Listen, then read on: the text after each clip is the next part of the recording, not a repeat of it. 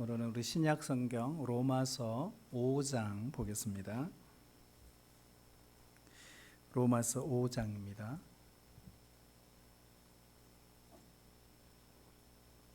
우리 1절부터 우리 한 절씩 나누어서 읽고요. 11절 우리 합독하도록 하겠습니다. 로마서 5장 1절입니다. 그러므로 우리가 믿음으로 의롭다 하심을 받았으니 우리 주 예수 그리스도로 말미암아 하나님과 화평을 누리자.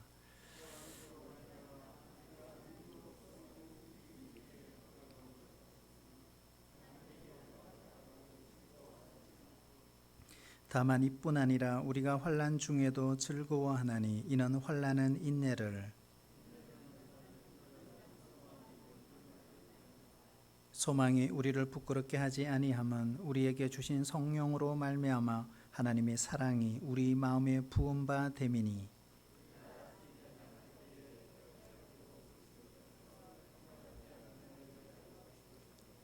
의인을 위하여 죽는 자가 쉽지 않고 선인을 위하여 용감히 죽는 자가 혹 있거니와,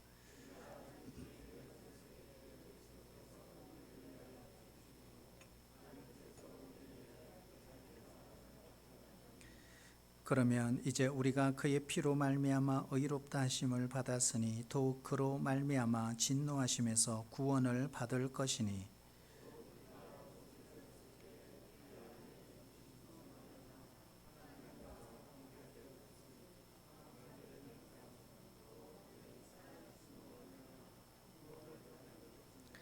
그뿐 아니라 이제 우리로 화목하게 하신 우리 주 예수 그리스도로 말미암아 하나님 안에서 또한 즐거워하느니라. 아멘. 우리 지난 한 주간 참 저도 고민도 많이 하고 기도한 한 주간이었습니다. 특별히 아프가니스탄의 이 텔레반이 카불을 점령하면서 국가란 무엇인가 하는 고민을 참 많이 해보고, 또 한 사람의 그 지도자가 얼마나 소중한 것인가, 자유, 평화 이런 것들이 정말 중요하다라는 생각을 했습니다. 그래서 앞으로 우리 그리스도인들은 이 국가론에 대해서 다시 한번 심각하게 한번 생각을 해봐야 된다 하는 그런 생각을 해봤습니다. 비록 우리와 다른 곳에 있지만 그 땅에도 이 복음이 들어가서 정말 하나님이 다스리시고 통치하시고 그들의 폭력 아래 있는 그들에게 하나님께서 자유를 주시고 평화를 허락해 주셔서 자유롭게 인간다운 삶을 살 수 있는 그날이 왔으면 좋겠다 하는 그런 바람을 가져보았습니다. 로마서 전체 주제는 믿음으로 구원을 받는다라는 것입니다. 다시 말하면 예수님이 십자가에 돌아가심으로 그 십자가의 능력을 믿는 모든 자에게 마귀의 종에서 하나님의 백성이 되었다라는 것입니다. 이것은 교리적으로 말하면 이신칭의라고 합니다. 이신칭의는 기독교 교리의 대단한 교리입니다. 그런데 문제는 믿음으로 구원을 받았다는 이 사실이 우리 성도들의 실제 생활에 그다지 힘있게 나타나지 않는다는 것입니다. 믿음의 능력이 실생활에 전혀 드러나지 않습니다. 믿기는 믿는데 달라진 것이 없다는 것입니다. 바로 이것이 성도들이 빠지는 딜레마입니다. 왜 이런 침체와 정체가 발생했을까 하는 것입니다. 그것은 한마디로 말하면 신앙을 관념화시켰기 때문에 그렇습니다. 신앙을 이론으로 만들어 버렸습니다. 하나님을 높고 높은 분으로 모셔다 놓고는 실생활과 전혀 관계없는 분으로 만들었기 때문에 그렇습니다. 그런데 여러분, 믿음은 그처럼 말장난이 아닙니다. 믿음은 구원의 문제고 죽고 사는 문제고 믿음은 승리의 문제입니다. 악한 마귀와의 전쟁에서 이기느냐 지느냐 절체절명의 문제입니다. 우리는 믿음을 관념으로만 받아들일 때가 많아요. 한번 따라해 주실래요? 믿음은 능력입니다. 그러므로 믿음이 있는 곳에는 반드시 많은 열매가 나타날 수 있습니다. 그리고 역사가 나타납니다. 믿음이 있는 곳에는 믿음의 결과로서 특정한 변화가 나타납니다. 믿음이 있는 곳에는 믿음의 결과로 어떤 형태로든지 열매를 맺히게 되어 있다는 것입니다. 분명한 사실은 성경은 믿음으로 말미암아 구원을 받는다고 했습니다. 그러나 구원으로 끝이 아니라 우리의 삶 가운데 구원의 열매, 믿음의 결과들이 명확하게 나타난다고 성경은 이야기를 하고 있습니다. 1절에 보시면 그러므로 우리가 믿음으로 의롭다 하심을 받았으니 우리 주 예수 그리스도로 말미암아 하나님과 화평을 누리자라고 했습니다. 결국 여러분 구원도 선물이고 하나님 주신 축복입니다. 그러나 그걸로 끝나는 것이 아니라 믿음의 결과에 반드시 따라오는 것이 있다는 겁니다. 이것도 역시 축복입니다. 그게 뭘까? 첫 번째는 하나님과의 화평입니다. 이제까지 우리는 전혀 화평이 없이 살아왔지만 예수님을 믿는 그 순간부터 화평이 나에게 찾아왔습니다. 거꾸로 말하면 과거에 우리가 하나님과 우리의 관계는 원수였습니다. 왜요? 죄 때문이에요. 죄로 말미암아 하나님과 우리는 원수였습니다. 그런데 하나님의 독생자 예수님이 저와 여러분을 위해서 대신 죽어주심으로 하나님과 인간 사이에 화목이 이루어진 것입니다. 이것을 우리는 복음이다 이렇게 말합니다. 죄인은 하나님과 원수가 된다는 것이 성경의 기록입니다. 원수된 인간이 하나님 앞에 나아가면 죽을 수밖에 없습니다. 그래서 구약의 대제사장들조차도 감히 하나님께 나아갈 수가 없었어요. 단지 유일하게 1년에 한 번 대속죄일에 어린 양의 피를 가지고 나아갈 수 있었을 뿐입니다. 대제사장이 지성소에 들어갈 때 두 가지 장치를 해야 했습니다. 우리가 잘 알고 있는 거잖아요. 하나는 허리에 끈을 묶어야 되고 둘째는 옷에다가 방울을 달아야 합니다. 왜 끈을 묶고 방울을 달아야 할까요? 지성소에 들어갔다가 범죄함으로 죽는 일이 많았기 때문에 그렇습니다. 더욱이 지성소에는 아무나 들어가지 못합니다. 그런데 방울 소리가 나지 않으면 죽었다고 판단하고 죽은 제사장을 끈을 당겨서 끌어내야 했기 때문에 그래 한 것입니다. 하나님과 원수된 인간, 그 인간 중에 대표 한 사람을 세웠습니다. 그 사람이 대제사장입니다. 이 대제사장도 사실 지성소로 들어갈 때는 목숨을 거는 일입니다. 그런데 역사를 보면 그 대제사장들 중에 그렇게 회개하고 그렇게 하나님 앞에 어린 양의 피로 흠뻑 젖어서도 들어감에도 불구하고 인간 중 대제사장 중 반쯤은 다 죽었다는 것입니다. 그만큼 여러분 이 죄는 하나님과 우리 인간 사이를 원수로 만듭니다. 그런데 이 예수님의 피로 말미암아 이 원수된 우리의 관계에 놀라운 일이 벌어졌다는 것입니다. 그것이 히브리서 9장 19절 20절에서 말씀하고 있는데 같이 읽어볼까요? 네, 시작. 그러므로 형제들아 우리가 예수의 피를 힘입어 성소에 들어갈 담력을 얻었나니 그 길은 예수를 위하여 휘장 가운데로 열어놓으신 새로운 살 길이요 휘장은 곧 그의 육체니라. 아멘. 무슨 말일까요? 하나님과 우리 사이의 화평, 인간이 하나님 앞에 담대히 나아갈 수 있는 길이 열렸다라는 것입니다. 다시 말하자면 예수님의 십자가의 그 대속의 죽음 이후부터는 우리 인간이 하나님과 대화할 수 있게 되었고 하나님과 화해의 시대가 열렸다는 것입니다. 이제는 예수님의 이름으로 말미암아 담대히 하나님 앞에 나아갈 수 있게 되었습니다. 그리고 기도할 수 있게 된 축복의 길이 열렸다는 것입니다. 이것이 바로 성경의 핵심 메시지입니다. 인간관계도 돌아보면 화평이 없으면 절대 안식이 없습니다. 우리가 부부관계도 그렇잖아요. 만약 부부관계에 화평이 깨지면 그들은 절대로 하나가 될 수 없습니다. 급기야는 위기에 처하게 되고 급기야는 더 어려움에 처할 수도 있습니다. 한마디로 말하면 화평이 없는 가정은 가정이 아니다는 것.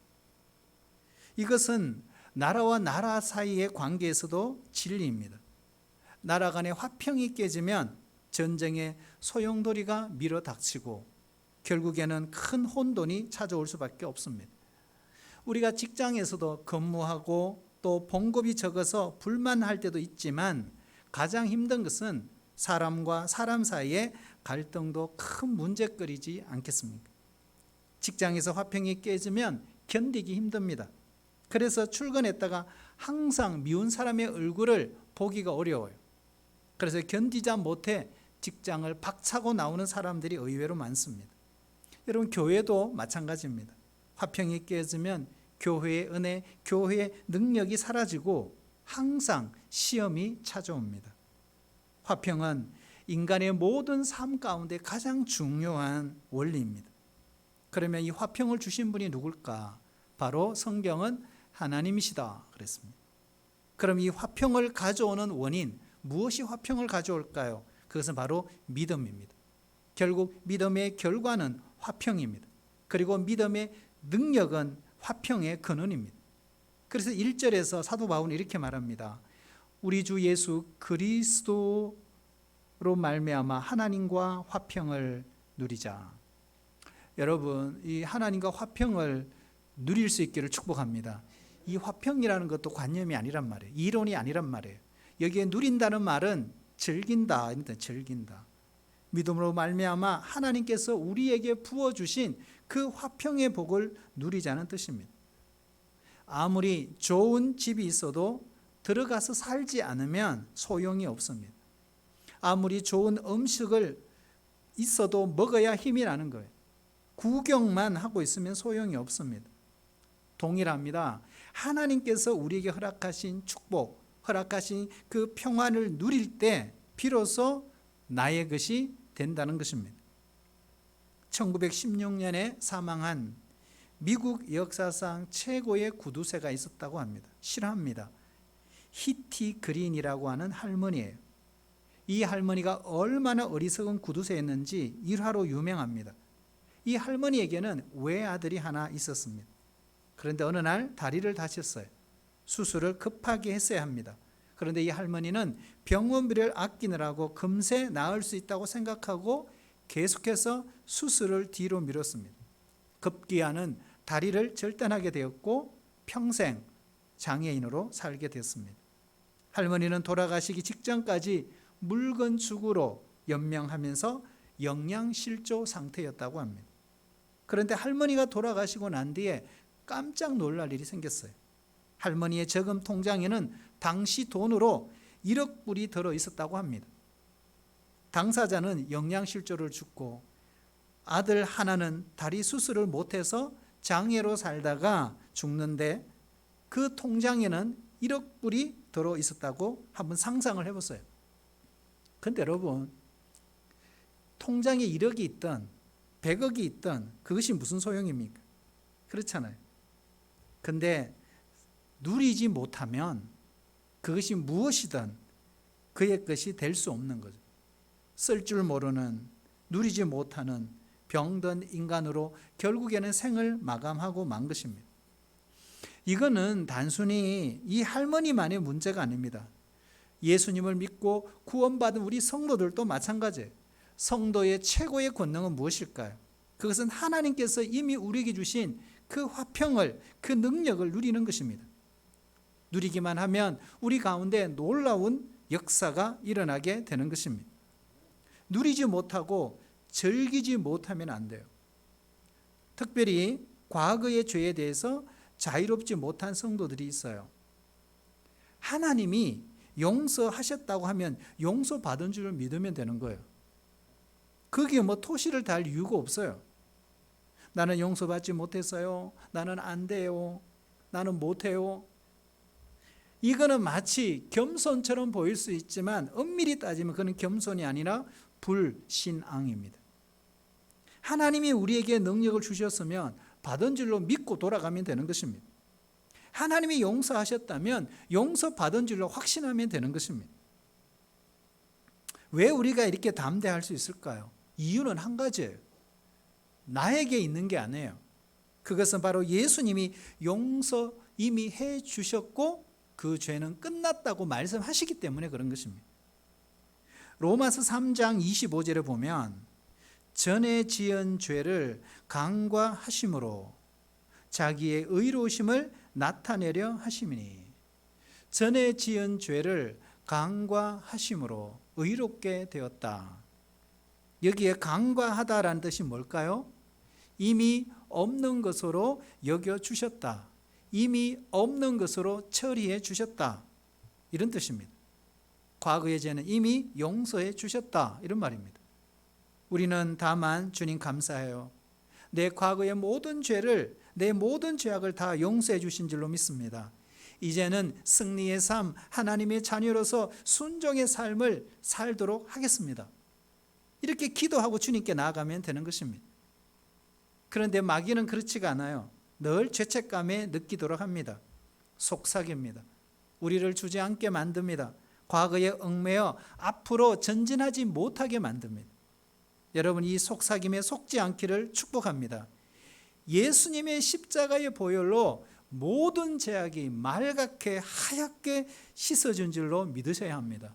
그러므로 우리 성도들에게는 우리 앞에 승리만이 기다리고 있음을 기대하셔야 합니다. 이것이 바로 복음입니다. 예수님이 이 일을 위해서 이 땅에 오셨습니다. 두 번째, 한번 따라올까요? 은혜의 자리에 들어가게 되었습니다. 자, 은혜의 자리에 들어가게 되었다. 2절에 보시면 우리가 믿음으로 서 있는 이 은혜에 들어감을 얻었으며 라고 했습니다. 자, 이게 과거형입니까? 미래형입니까? 현재형입니까?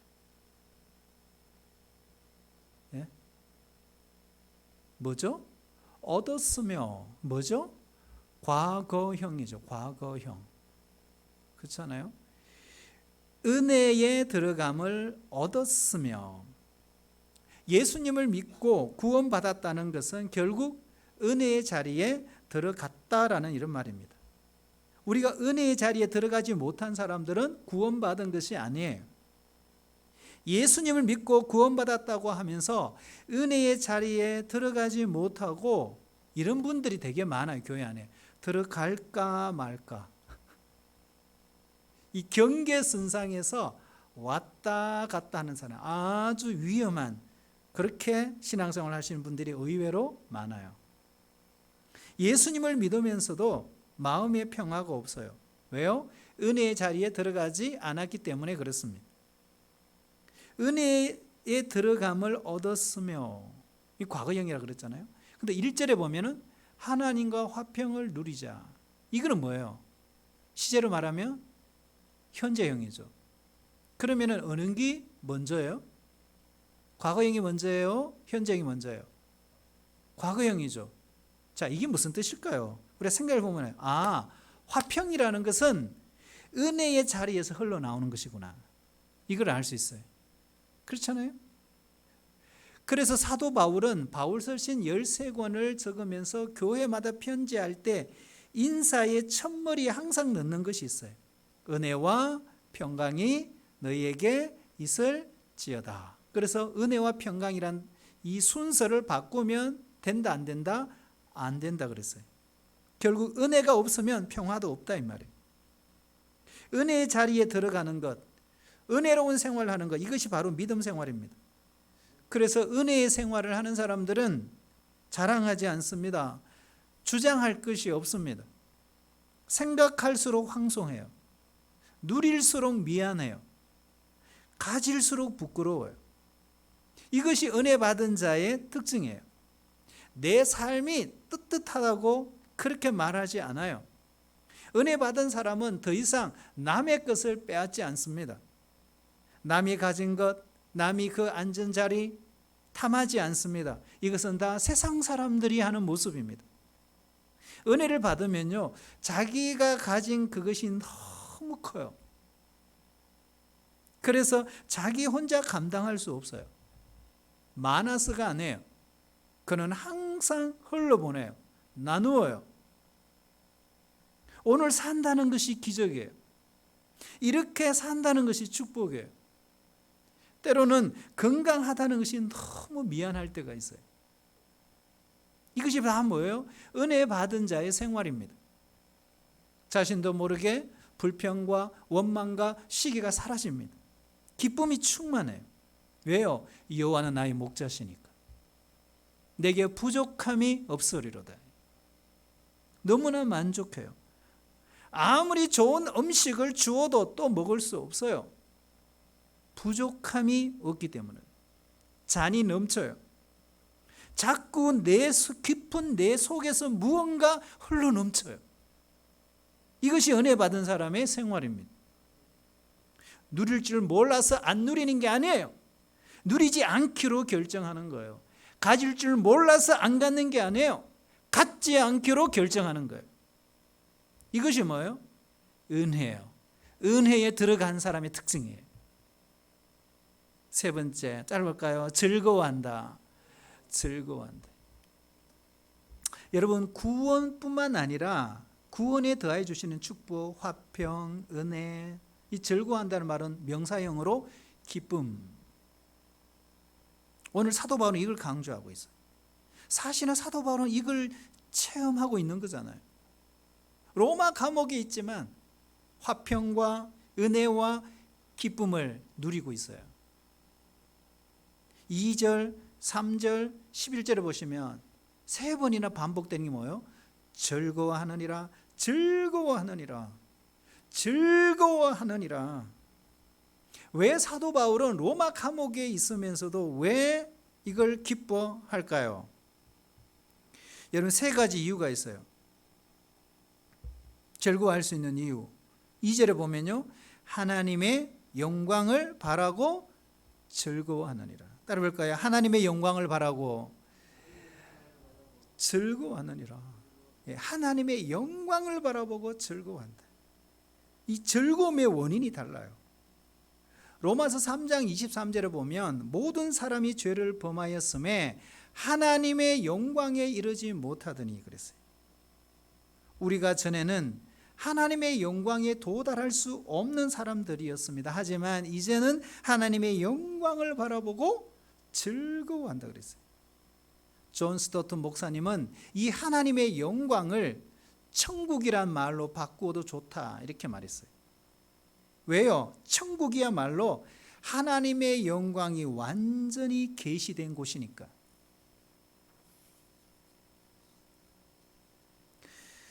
우리 날샘 8월달 80페이지에 보시면 세상 부귀와 하늘의 영광을 비교해라 라고 하는 아주 좋은 옥하누 목사님의 글을 올려놓은 게 있어요. 둘로스라고 하는 선교선이 있습니다. 350명의 그 선교사가 세계 방방곡곡을 돌아다니며 선교하는 배입니다. 한 번은 필리핀에 도착했는데 잠보안가라고 하는 곳에서 이 선교사들이 내려서 전도 집회를 했습니다. 그때 이슬람의 젊은이들이 어디선가 나타나서 수류탄을 던졌습니다. 그때 2명의 선교사가 죽고 32명이 부상을 했습니다. 그 순교한 선교사가 2명이 누구냐? 18세 된 스웨덴 출신의 청년이었습니다. 소피아라고 하죠. 또 한 명은 19세의 청년입니다. 카렌이라고 하는 여자 선교사입니다. 뉴질랜드에서 왔어요. 꽃다운 이 젊은 이들이 죽은 것입니다. 이 자녀의 소식을 들은 부모가 이 둘로스라는 배에다가 전보를 쳤습니다. 전보의 내용은 이래요. 우리는 이 비참한 일에 잘 대처하고 있습니다. 더 열심히 복음을 전하는 일을 계속 하시기를 바랍니다. 여러분, 이게 상상이 돼요? 여러분, 아들 하나 군대 보내놨다고 해도 이 마음이 그런데 내 자식이 그 꽃다운 나이에 선교를 하다가 타지에서 죽었어요. 여러분, 이 부모들이 어떻게 이렇게 대범할 수 있을까요? 이유는 간단하다는 거예요. 비교한 것입니다. 자기 딸이 죽은 것과 장차 주님이 약속한 그 영광을 비교한 것입니다. 사랑하는 내 딸이 비록 피지는 못했고 꺾였지만 그것은 주님과 함께 고난당하는 것이기 때문에 반드시 주님과 함께 누릴 영광이 있을 것이라는 것입니다. 믿음의 비교를 한 것입니다. 부모 입장에서 생각해 봐요. 이 딸을 잃은 그 슬픔을 가누기 얼마나 힘들었겠어요. 그럼에도 불구하고 이 슬픔을 장차 주님이 오셔서 주실 그 영광과 비교하면 아무것도 아니라는 사실을 알았던 것입니다. 그래서 더 열심히 복음을 전해주세요. 세상의 헛된 부귀와 하나님 나라의 그 영광을 매일매일 여러분 비교하며 사시기를 축복합니다. 돈과 장차 나타날 그 영광과 매일 비교하시고, 가난과 앞으로 나타날 그 하나님의 나라 영광을 매일 비교하시고, 내 몸에 있는 질병과 앞으로 나타날 하나님의 그 영광을 매일 비교하면서 사세요. 핍박과 영광과 비교하면서 사세요. 그리고 매일 이렇게 외치세요. 너는 절대로 상대가 안 돼. 한번 따라할까요? 너는 절대로 내 상대가 안 돼. 우리의 즐거움의 원칙, 기쁨의 원천이 무언가요? 이 땅에서의 그 거센 비바람과 그 많은 역경의 삶을 살면서도 기뻐하며 즐거워할 수 있는 이유, 오늘 사도 바울은 주님께서 우리를 위해서 준비하신 영원한 하나님의 나라가 있기 때문이다 그랬어요. 여기에 가치를 두고 여기에 행복을 두고 살아야 합니다. 그래야 즐거움이 있는 거죠. 소유의 즐거움을 찾으면 안 돼요. 오늘 3절에도 보면 환난 중에도 즐거워하나니. 우리가 예수님을 믿는 것은요, 적과 꿀이 흐르는 땅에 사는 게 아닙니다. 예수님 때문에 배고프고 춥고 돌로 맞고 오해당하고 고통을 겪고 감옥에 들어가고, 누구예요? 사도 바울이잖아요. 여러분, 누가 이렇게 사는 걸 좋아하겠어요? 또 이렇게 살고 싶은 사람이 있겠어요? 아무도 없어요. 그런데도 사도 바울은 그 환난을 겪었어요. 죽는 순간까지 그렇게 살았어요. 왜 그렇게 살아야 했나요? 하나님의 영광을 위해. 그것이 사명이니까.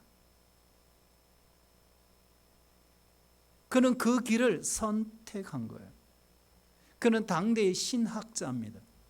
최고의 지식인입니다. 얼마든지 편안하게 살 수 있는 사람이었어요. 그러나 그 길을 선택하지 않았어요. 왜요? 소망 때문입니다. 소망. 환난은 인내를, 인내는 연단을, 연단은 소망을 이루는 줄 알미라 그랬어요. 소망 때문에. 소망. 사람이요, 살아갈 이유는 소망이 있기 때문에. 소망이 없으면 살아갈 이유가 없어요. 참 힘들어집니다, 인생이. 어제 토요일 날 코로나로 지친 그 의료진들을 인터뷰하는 장면이 있었어요. 참 가슴 뭉클했는데요. 너무나 힘들고 너무나 어려운 거예요. 그래서 파업이 예정이 돼 있어요. 이 어려운 시국에 파업할 수밖에 없는, 안 하면 안 되는. 왜 그랬느냐? 인원을 충당 좀 해달라는 거예요.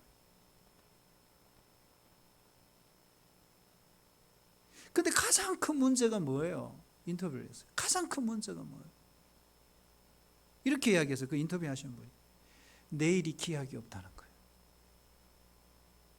언제 끝날지 알 수가 없는 거예요. 소망이 없는 거죠. 여러분, 소망이 없다는 말은 내일이 없다는 말과 동일한 것입니다. 6.25 전쟁이 한창 중일 때 미군 군목이 참호를 돌아다니면서 그 젊은이들, 그 학생들, 학도군들을 위해서 기도를 해줬어요. 이렇게 물었어요. 젊은이, 기도해 드릴까요? 기도 제목이 뭐예요? 그럴 때 학도군 한 명 이렇게 말했더라고요. 나에게 목사님 내일을 주십시오. 나에게 내일을 주십시오. 그렇게 대답했다고 합니다. 여러분, 우리가 갖고 있는 대부분의 그 소망은 이루어질 수 없는 소망, 희망이 참 많아요.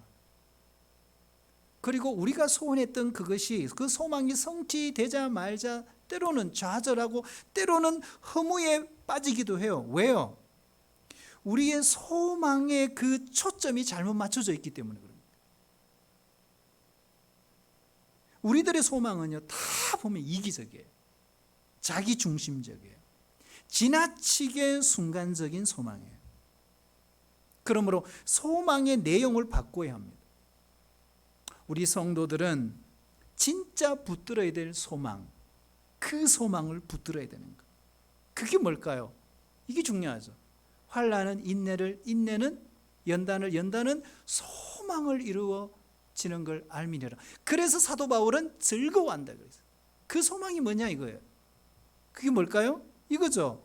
환난, 인내, 연단을 통해서 무엇이 이루어질까요? 한번 따라해 주세요. 하나님이 기뻐하시는 사람. 하나님이 기뻐하시는 사람이 되는 것이 우리의 소망이 되어야 돼요. 그래서 이 일을 하기 위해서, 이 소망이 부끄럽지 않게 하기 위해서 5절에 보면요, 우리에게 성령을 주시고 우리에게 사랑을 부어주셨다 그랬어요.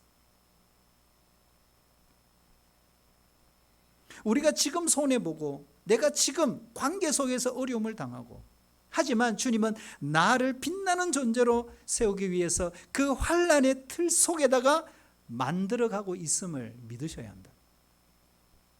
언젠가는 그날이 올 거예요. 11절에도 보면요, 즐거워하느니라 그랬어요. 왜 즐거워한다 그랬어요? 우리로 화목하게 하신 주 예수 그리스도 때문에. 그래서 즐거워한다. 여러분, 구원받은 사람은 본질적으로 인생에 대한 평안이 있어요. 안심이 있어요.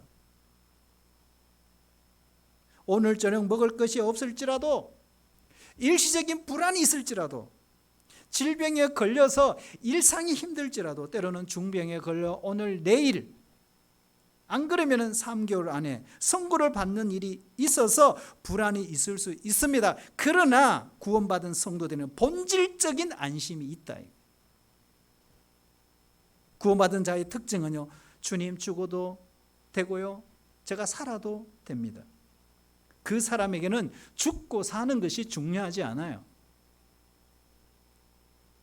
이 사람은 왜 그런가? 하나님과 화목했기 때문에 그렇다. 우리가 이렇게 안심할 수 있는 기초는요, 하나님과의 화목이에요. 여러분, 그런 마음이 있는 사람에게는 자유함이 있어요. 본질적으로 자유함이에요. 안심이 있어요. 안심해요. 어떤 일이 잘 될 수도 있고 못 될 수도 있어요. 우리 가정에 사춘기를 맞은 아이 때문에 힘들 수도 있어요. 입시로 인해서 가정 안에서 어려움이 있을 수도 있어요. 그러나 예수님을 믿으면 떨어져도 좋고 붙어도 좋고, 실패도 좋고 성공해도 좋고, 죽어도 살아도 그것이 그렇게 중요한 문제가 아니에요. 원수가 있으면 모든 것이 다 불편해요. 다 잘 돌아가도. 화해하면 다 좋아요. 이렇게 하나님과 화해한 자의 축복은요, 즐거움이에요. 여러분, 이런 즐거움이 흘러 넘치시기를 축복합니다. 그래서 예수 믿는 사람들은 참 이상해요, 여러분. 병원에 입원했는데 왜 감사해요? 왜 장례식에 가서 기쁨의 노래를 불러요? 천국 환송 예배라 그래요. 이상하지 않나요? 연결식이 아니고 말이에요. 여러분, 믿는 사람들 희죽희죽 웃어요. 왜 그럴까요? 그저 좋으니까 그런 거예요. 여러분, 예수님 만나고 은혜가 있으면 그저 좋은 거예요. 뭔가 얻어져서 좋은 게 아니에요. 그래서 다른 사람들이 볼 때는 참 이상한 거예요. 다쳤는데 감사하다는 거예요. 그런데 그게 사실이잖아요. 그렇게 좋을 수가 없는 거예요. 이게 축복이에요. 축복. 여러분, 구원받은 자에게 더해 주시는 이 즐거움, 이 기쁨이 회복되시기를 축복합니다. 하나님 감사합니다. 저는 죽어도 좋거든요. 저에게는 하나님이 있잖아요. 감사해요. 이런 축복이 우리 모든 성도들에게 이 어려운 코로나 시대에도 회복이 되어서 늘 감사하고 이 즐거움을 잊지 않도록. 여러분, 외국 선교사님들이 우리 한국 교회에 와서 예배 드리면서 꼭 하는 질문이 있다 그러잖아요. 우리 한국 사람들이 예배 때 너무 예배가 이렇게 침묵을 지키면서 쫙 디프레스에 가라앉는다는 거예요. 막 바깥에서 이야기하다가 성전만 들으면 이렇게 된다는 거예요. 그래서 어떤 목사님한테 물어봤대요. 왜 그러시냐고. 그러니까 이 목사님도 황당한 질문이고 너무 그런 질문을 받아본 적이 없으니까 그래서 이렇게 대답했대요. 우리 교회의 성도들은, 한국 교회 성도들은 늘 십자가를 묵상하기 때문에 그랬대요. 그러니까 이 선교사님 하는 말이, 아니 예수님이 뭐 맨날 십자가에 달려 있었냐, 부활한 거 아니냐고. 부활하셨는데 왜 그러시냐고 그렇게 이야기했다. 여러분, 강조하는 게 뭐예요? 기쁨이에요. 기쁨. 그렇죠? 기쁨이에요. 어렵고 힘들지만 여러분, 기쁨을 잃지 않고 다시 한번 보고만 해서 은혜를 회복하여 하나님이 주시는 일상의 즐거움, 일상의 기쁨 회복해서 하나님이 이런 축복을 누리면서 사는 우리 성도들이 되시기를 주의 이름으로 축복합니다. 하나님 감사합니다. 우리에게 구원을 주신 것 감사합니다. 하나님과 더불어 화평을 누리게 하신 것 감사합니다. 우리가 은혜의 자리에 들어가게 하신 것 너무너무 감사합니다. 십자가 보혈로 우리를 구원해 주신 것을 믿습니다. 우리가 이 땅에 발을 딛고 살지만 하나님의 영광, 하나님의 나라를 바라보고 우리의 모든 초점이 거기에 있게 하여 주시옵소서. 우리 모두에게 하나님이 주신 그 안심과 구원의 즐거움을 회복해서 우리의 일상에서도 하나님 주신 이 축복을 누리며 사는 성도들이 되게 하여 주옵소서. 예수님의 이름으로 기도하옵나이다. 아멘.